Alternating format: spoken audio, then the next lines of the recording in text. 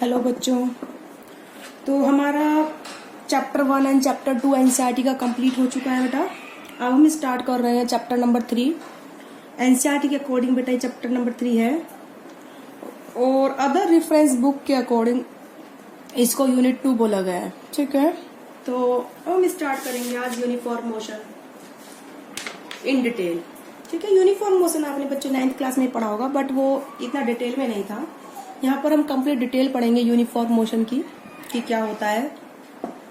तो उससे पहले हम ये जो आज हमारी ये यूनिट 2 है, यानी कि चैप्टर नंबर 3 जो चल रहा है हमारा एनसीईआरटी का, ये बेटा मैकेनिक्स का पार्ट है। ठीक है, मैकेनिक्स होती क्या है? मैकेनिक्स बेटा ये ब्रांच ऑफ फिजिक्स है जिसमें हम डील करेंगे कोई ऑब्जेक्ट मोशन में है। मीन्स अगर हमारी कोई भी ऑब्जेक्ट मोशन में है तो वो किसके अंदर आता है? मैकेनिक्स का पार्ट है। किसका पार्ट है बेटा? मैकेनिक्स का। Mechanics has the further branches. Mechanics की ब्रांचेस भी हैं फर्दर। तो ब्रांचेस ऑफ मैकेनिक्स, मैकेनिक्स की बेटा यहाँ पे हमने मेनली 3 ब्रांच डिस्कस करी हैं। First is the statistics, second is kinematics and third is dynamics. First statistics. Statistics बेटा क्या होता है? देखो उसमें क्या होता है, कोई ऑब्जेक्ट हमारी अगर रेस्ट में है तो उसको हम बोलते हैं स्टैटिस्टिक्स। ठीक है, तो it is a branch of mechanics in which deals with the study of metal object at rest. ठीक है, तो यानी कि ये ब्रांच ऑफ मैकेनिक्स है, branch of mechanics which deals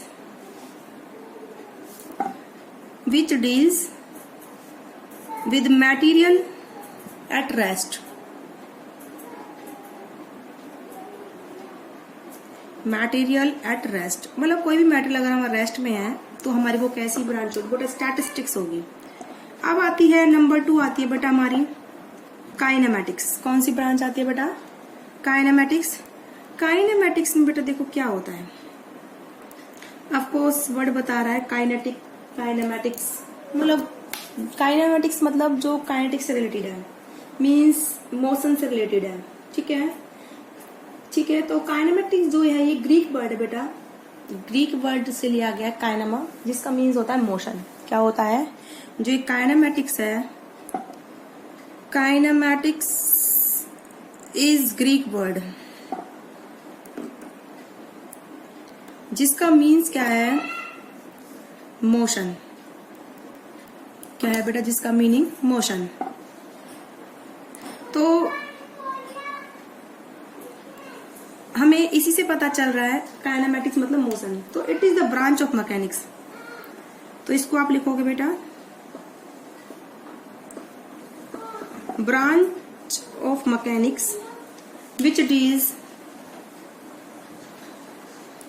in which deals with the study, in which deals with the motion of object, जिसमें object की motion के बारे में बेटा हम क्या करेंगे? डील करेंगे। ठीक है, अब उसके बाद आता है बेटा थर्ड आता है डायनेमिक्स। डायनेमिक्स आल्सो, डायनेमिक बेटा ये ग्रीक वर्ड है, ये भी जिसको डायनामाइज से लिया गया है, जिसका मतलब होता है पावर। क्या होता है बेटा? जिसका मतलब पावर। ठीक है, तो थर्ड आता है हमारा dynamics.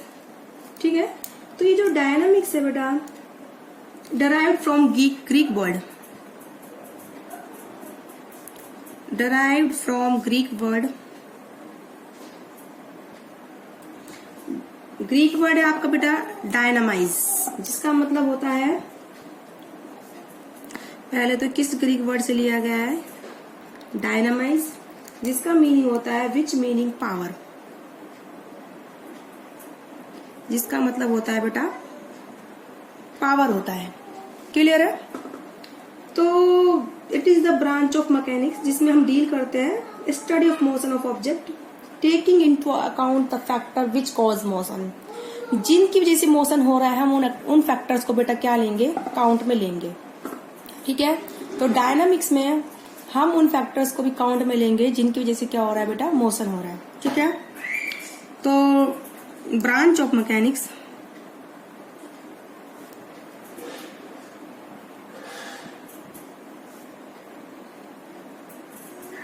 Deals with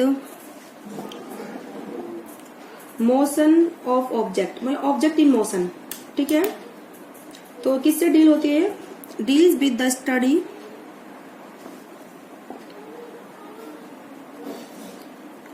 of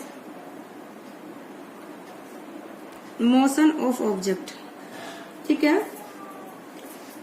in which we take account the factors which cause motion. ठीक है, जो जिन फैक्टर्स की वजह से हमारा मोशन हो रहा है उन फैक्टर्स को भी हम इसमें क्या लेंगे बेटा, काउंट करेंगे कि किस वजह से हो रहा है, किस वजह से नहीं हो रहा, तो उसको हम क्या बोलते हैं, डायनामिक्स। ठीक है, तो मैंने लिखा है with the study of motion of object taking into account the factor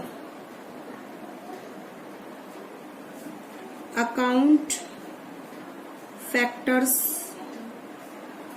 which causes motion।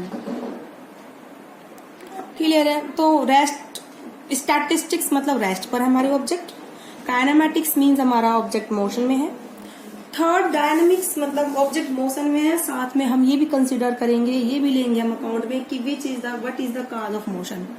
Clear है, तो ये आप लोगों का आई होप क्लियर हुआ हमने जो मैकेनिक्स की ब्रांच बताई है। ठीक है, इसके बाद आता है बेटा आपका, हम लोगों का इसके बाद स्टार्ट होता है बेटा कि object in motion means rest और मोशन क्या होता है। ठीक है, तो after that now we proceed to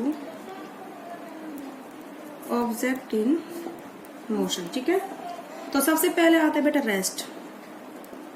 rest आप लोगों को पता ही होगा, जिसमें अगर किसी ऑब्जेक्ट की पोजीशन चेंज ना हो विद रिस्पेक्ट टू सराउंडिंग। ठीक है, if position of body doesn't change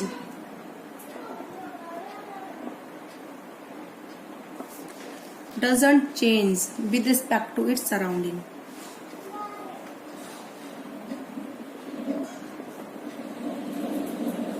with respect to its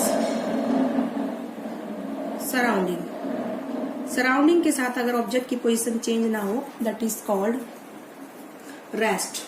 clear है, उसके बाद आता है बेटा आपका मोशन, सेम है बिल्कुल, अगर पोजीशन ऑब्जेक्ट की चेंज हो with time with respect to its surrounding, that क्या होगा, हमारा motion. If position of object change with respect to, बेटा मैंने WRT लिखा है, मतलब with respect to its surrounding,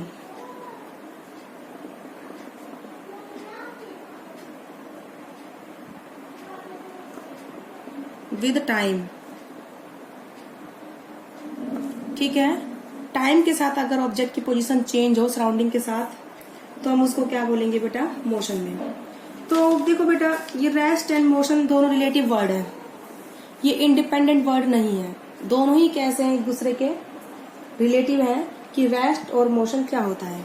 ठीक है, देखो रेस्ट क्या होता है मैं बताती हूँ। अगर कोई ऑब्जेक्ट मोशन में है तो भी वो रेस्ट नजर आ सकती है हम लोगों को। कैसे आती है, लेट अगर कोई बस क्या कर रही है, मूव कर रही है, बस के अंदर पैसेंजर बैठे हैं, वो भी मूव कर रहे हैं, लेकिन वो पैसेंजर, एक पैसेंजर दूसरे पैसेंजर को देख रहा है उसी बस के अंदर, तो उनको क्या लगेगा, वो रेस्ट में है। क्या लगेगा, रेस्ट में। वहीं अगर उन्हीं पैसेंजर, दोनों पैसेंजर को हम अगर बाहर से देखें, कहाँ से देखें बेटा, बाहर से खड़े होके, ग्राउंड पे खड़े होके, ग्राउंड पे स्टैंड करके, तो हमें लगेगा कि वो दोनों ही पर्सन कैसे हैं, मोशन में। तो किस पर डिपेंड कर रहा हमारा रेस्ट एंड मोशन, कि हमारा ऑब्जर्वेशन कहाँ से हो रहा है, किस तरीके से हम ऑब्जर्वेशन कर रहे हैं, किस फ्रेम से हम अपना ऑब्जर्वेशन कर रहे हैं, रेफरेंस फ्रेम हमारा क्या है। जैसे हम बस में थे तो दोनों पैसेंजर हमें रेस्ट में नजर आ रहे थे क्योंकि हम भी बस में थे, तो उस टाइम हमारा रेफरेंस फ्रेम क्या था बेटा, बस का था। ठीक है, किसी बस का था। लेकिन जब हम ग्राउंड में आ गए बाहर, तो हमें ऑब्जेक्ट और मैन दोनों ही क्या दिखाई दिए, मोशन में दिखाई दिए। तो अब हमारा रेफरेंस फ्रेम क्या है बेटा? ग्राउंड है। क्या है? ग्राउंड। ग्राउंड क्या है? रेस्ट में है, हम रेस्ट में हैं। अब तब हम दोनों ऑब्जेक्ट को देख रहे हैं, दोनों पर्सन को देख रहे हैं, तो हमें कैसे वो नजर आ रहे हैं बेटा? मोशन में। अगर हम बस के अंदर से देख रहे थे, दोनों कैसे नजर आ रहे थे हमें? रेस्ट में। तो डिपेंड किस पर करता है कि रेस्ट एंड मोशन डिपेंड करता है कि हमारा रेफरेंस फ्रेम क्या है। तो कोई ऑब्जेक्ट अगर रेस्ट में है तो मोशन में भी नजर आ सकती है। डिपेंड करेगा हम कंसीडर कंडीशन अपनी, हम अपनी ऑब्जेक्ट को जो मोशन में या फिर जो रेस्ट में हम कहाँ से कंसीडर कर रहे हैं, उसको कहाँ से हम देख रहे हैं। क्लियर है?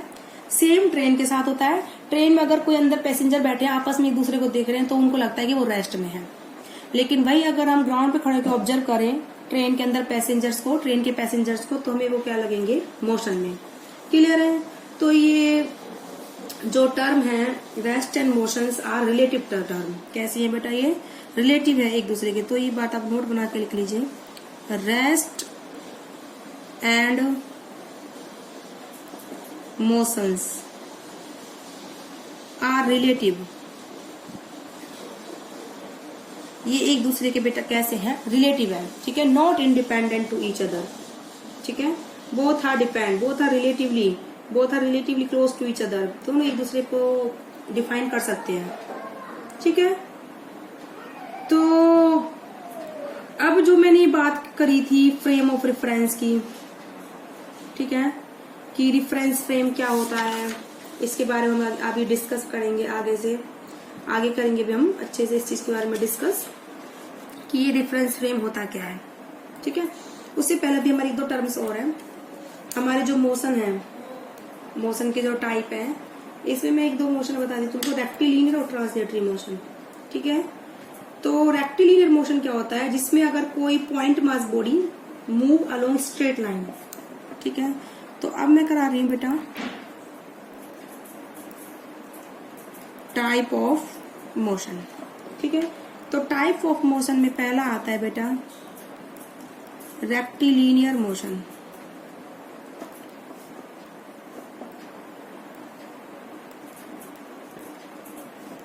रेक्टिलिनियर मोशन में है बेटा आपका इन विच ए पार्टिकल या फिर point mass moving along a straight line. In which A point mass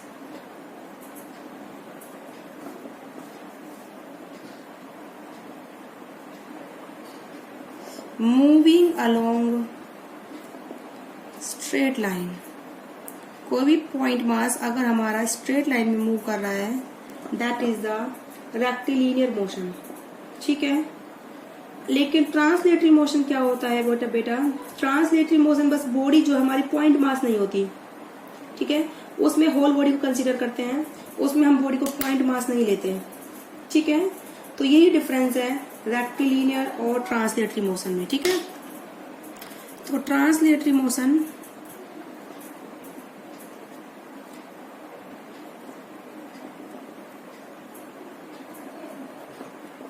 बिल्कुल सेम है, इसमें पॉइंट मास नहीं है। ठीक है? In which whole body,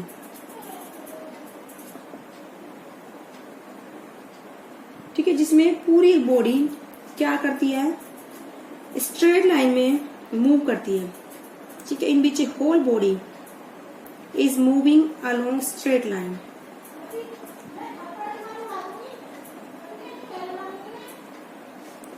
moves along straight line. ठीक है? मीन्स इसमें हम जो है पूरी बॉडी को कंसीडर करते हैं, हर एक पार्टिकल को बॉडी के। ठीक है? तो इसमें ऑल कंस्टिट्यूएंट पार्टिकल्स मूव करेंगे। ठीक है? It means all constituent particles move in straight line. ठीक है? सारे ही कंस्टिट्यूएंट पार्टिकल भी बेटा क्या करेंगे? स्ट्रेट लाइन में बेटा क्या करेंगे? मूव करेंगे। ठीक है? हम सिंगल पार्टिकल की बात नहीं कर रहे, एक पॉइंट की। तो मैंने लिखा है it means all constituent particles, constituent particles of body moves along parallel straight line।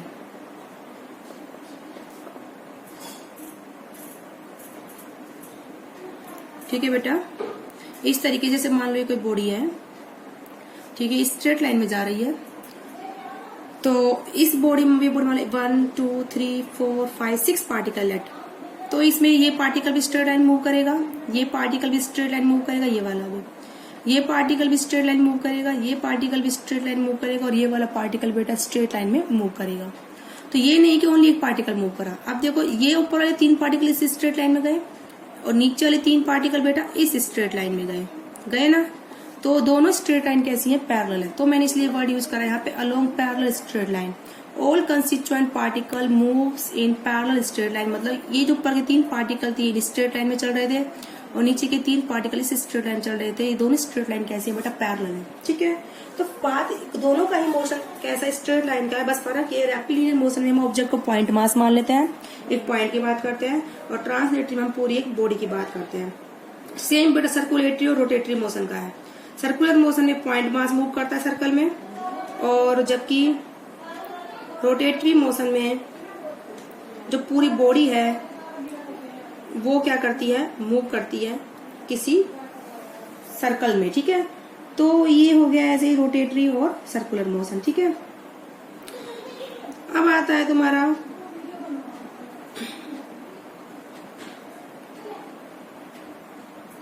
चलो मैं इसको भी लिख देती हूँ एक बार, सर्कुलेटरी और रोटेटरी मोशन। ठीक है, सर्कुलेटरी में बेटा पॉइंट मास मूव करेगा along a circle,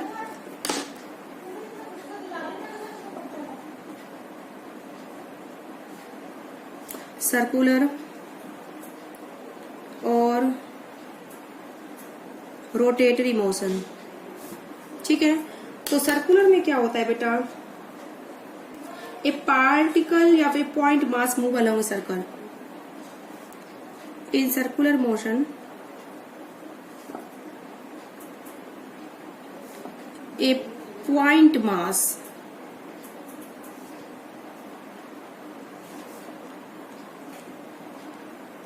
moving along circle।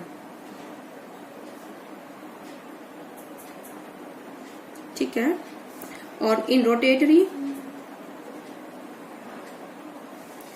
rotatory motion not a point mass, all constituent particle of body,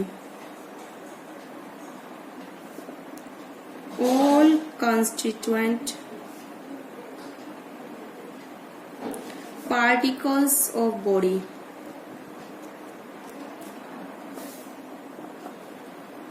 all constituent particles of body moving simultaneously, move simultaneously। ये जो बेटा word है simultaneously मतलब एक साथ। ठीक है, move simultaneously along concentric circle। concentric circle मतलब बेटा वो होता है जिनका सेंटर क्या हो, कॉमन हो। ठीक है, वो होता है concentric circle। जैसे ये हमारा सर्कल है, इस पर कोई पॉइंट मास मूव कर रहा है तो इसी पाथ को फॉलो करेगा, लेकिन जैसे इस सर्कल पर कोई बॉडी मूव कर रही है, ठीक है, तो थोड़ा सा खैर बड़ा बनाना था मुझे इस पिक्चर को। ठीक है, मैं बना देती हूँ, कोई बात नहीं, थोड़ा सा स्पेस पे जैसे मैं कर रही थी। देखो ये आपका सर्कल है बेटा, इसमें कोई ये बॉडी है, ये body 1 point 2 point 3 point 4 point 5 point let 5 point से बनी है, एक है 6 पॉइंट। ठीक है, ठीक है, तो ये तो हमने बेटा पॉइंट मास मान लिया। ठीक है, अब ये है तुम्हारी बड़ी बॉडी। ठीक है, अब देखो ये वाला पॉइंट भी बेटा सर्कल में मूव करेगा ऐसे, ये वाला पॉइंट भी सर्कल में मूव करेगा ऐसे, ये वाला पॉइंट भी सर्कल में मूव करेगा, तो ये वाला पॉइंट भी सर्कल में मूव करेगा ऐसे जब ये बॉडी घूमेगी। तो देखो बेटा ये जो सर्कल है इसका सेंटर ये है, फर्स्ट वाले सर्कल का, सेकंड वाले सर्कल का भी सेंटर ये है, थर्ड वाले सर्कल का भी सेंटर ये है। तो पूरी बॉडी है जो उसके सभी पार्टिकल सर्कल में मूव कर रहे हैं। जब एक बॉडी खुद मूव कर रही है सर्कल में तो उसके हर एक पार्टिकल सर्कल में मूव करेगा ना। तो हर एक पार्टिकल सर्कल मूव करेगा तो सबका एक सेंटर भी होगा कॉमन, उसको कॉमन सेंटर है मतलब सेंटर सेम है, तो उसको हम बोलते हैं कॉन्सेंट्रिक सर्कल। क्या बोलते हैं? Concentric circle. क्लियर है? कॉमन सेंटर हो जिसका। तो ये डिफरेंस है। ये तो बेटा आप तुम्हारा एग्जाम्पल हो गया, किसका हो गया? सर्कुलर मोशन का। किसका हो गया बेटा? ये तो एग्जाम्पल हो गया बेटा आपका सर्कुलर मोशन का, और जो ये वाला है बेटा आपका हो गया ये रोटेटरी मोशन का।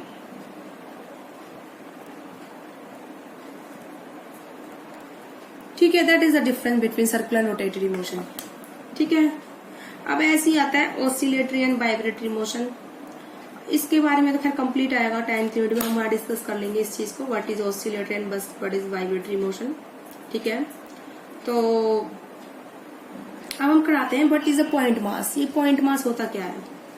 ठीक है, एक बार इसका कंसेप्ट और करा देते हैं हम इस वीडियो में, फिर उसके बाद आपका मेन उस पर चलेंगे। अब आता है पॉइंट मास। ये होता क्या है?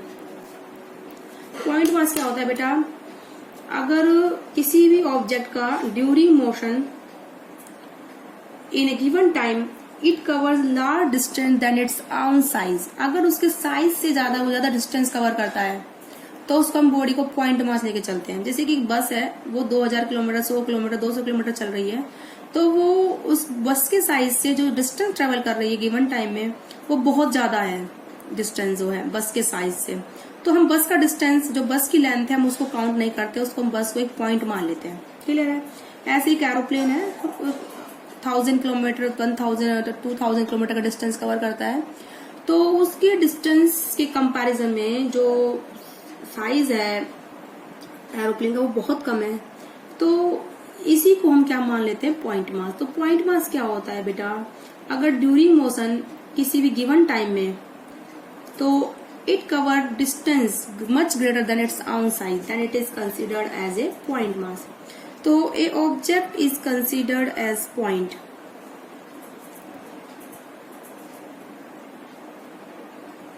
A object is considered as a point object if it cover large distance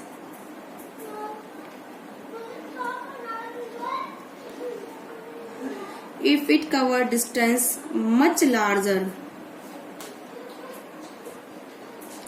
than its size in a given time। तो हम कैसे लेके चलते हैं बेटा ऑब्जेक्ट को? Point size. क्या लेके चलते हैं बेटा हम? Point size. तो ये जो टर्म्स यूज होंगी हमारे टर्म्स सभी चैप्टर 3 में यूनिफॉर्म मोशन में, वो बेटा हमने आपको यहाँ डिस्कस करा।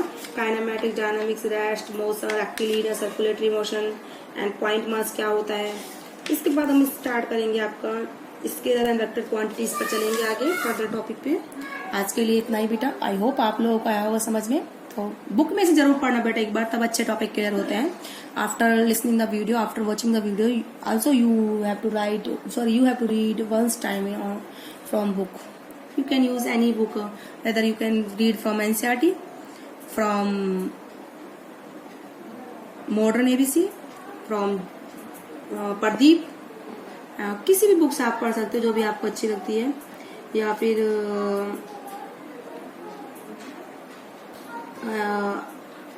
एक बुक है बेटा, वो मेरे माइंड में नहीं आ रही, वो भी काफी अच्छी बुक है, एस.एल. अरोरा, उसमें से बेटा आप पढ़ सकते हो। जो बुक आपको अच्छी लगती है सब में मिल जाएगा आपको, सिमिलर कॉमन है। ओके बेटा।